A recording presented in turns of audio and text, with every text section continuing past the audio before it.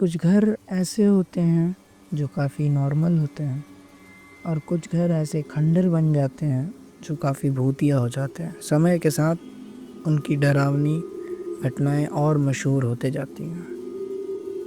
ऐसी कहानी है 4 दोस्तों की, राहुल, अंकित, नेहा और सौरभ। चारों की छुट्टी लगती है और अंकित उन्हें अपने गांव, अपने बंगलों में लेके जाने लगता है।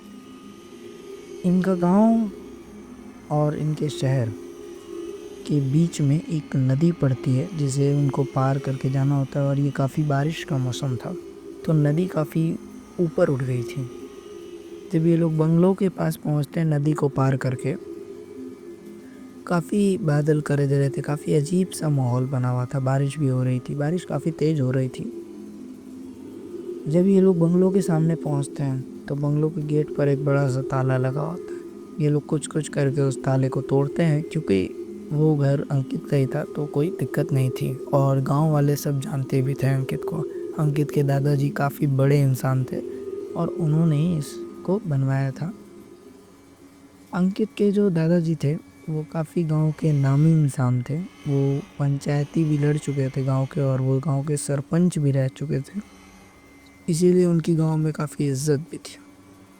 जैसे ही अंकित ने ताला तोड़ा और घर का दरवाज़ा खुला, काफ़ी सारे चमगादड़, काफ़ी सारे धूल बाहर की तरफ निकली।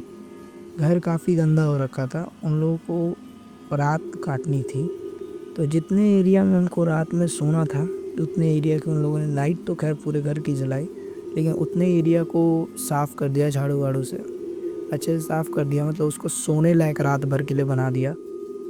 एंड उनको ये सब करने में 1-1.5 घंटा लगा एंड वो लोग ये करके सोने चले गए।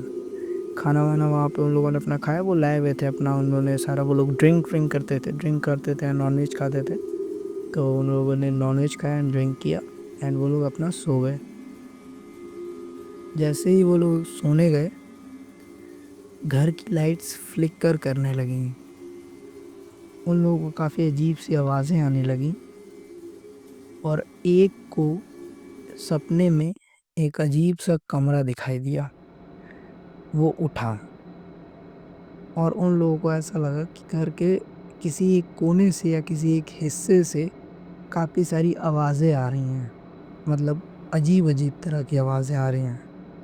चारों साथ में थे, इसीलिए उन लोगों को काफ़ी डर नहीं लग रहा था। तो वो लोग उस हिस्से, जिस हिस्से से आवाज़ आ रही थी, उस हिस्से की तरफ बढ़ने लगे। तो वहाँ पर एक दरवाज़ा था और उसके अंदर एक कमरा। वो लोग उस कमरे के अंदर गए। वहाँ पे एक अलमारी थी। उन लोगों ने कुछ कुछ करके उस अलमारी को खोला। उसके अंदर एक संदूक था। उन्होंने उसको खोला, उसके अंदर एक खत था। उसको जैसे ही वो लोग पढ़ने गए, उन्हें ऐसा लगा किसी की गुर्राने की आवाज़, किसी जानवर की गुर्राने की आवाज़ उनके पीछे से आ रही है। मगर वो एक बंद कमरा था, तो वहाँ पे किसी की भी गुर्राने की आवाज़ नहीं आ रही थी। जैसे ही वो लोग अंदर घुसे थे, उस समय पे उन लोगों ने उसका गेट बंद कर दिया था। जैसे ही उस जो खत था उन्होंने पढ़ा, तो वो अंकित को समझ में आया कि ये खत उसके पापा और जो घर की उस टाइम पे नौकरानी थी, वो उन दोनों के बीच का प्रेम पत्र था। तो उसके आगे वो लोग जैसे ही पढ़े तो उनको समझ में आया कि एक जगह दादाजी की डायरी थी। उसमें लिखा हुआ था कि एक बार दादाजी ने उनके बेटे और उस नौकरानी के बीच की जो प्रेम पत्र थी उसको पढ़ लिया था। चूँकि दादाजी के अपने बेटे थे और उनकी गांव में काफ़ी इज्जत भी थी, काफ़ी नाम भी था, तो वो अपने बेटे को कोई सज़ा नहीं दे सकते थे।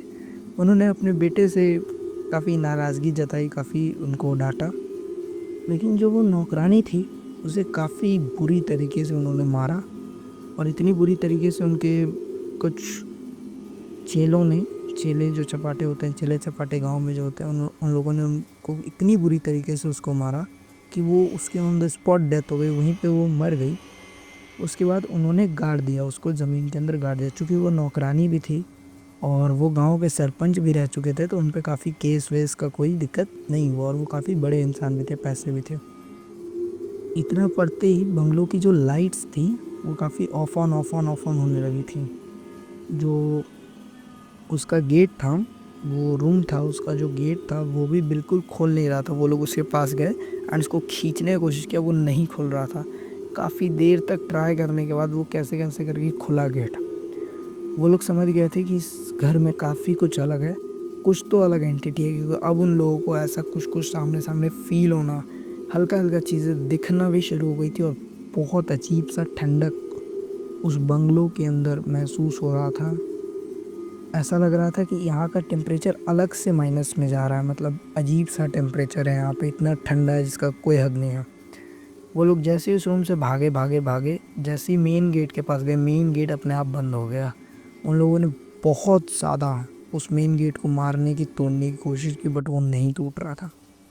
एट द एंड उन लोगों ने ये ट्राई किया कि जो खिड़की है वो खिड़की तोड़ के, क्योंकि खिड़की कांच की थी, वो खिड़की तोड़ के भागे। उन्होंने ये जैसे ही सोचा, चारों ने खिड़की को मारा और खिड़की टूट गई। उन लोगों ने वहाँ से भागने की कोशिश की, वो लोग वहाँ से कूदे एंड वहाँ से भागे, जितनी तेज़ी हो सकती थी वो वहाँ से भागे।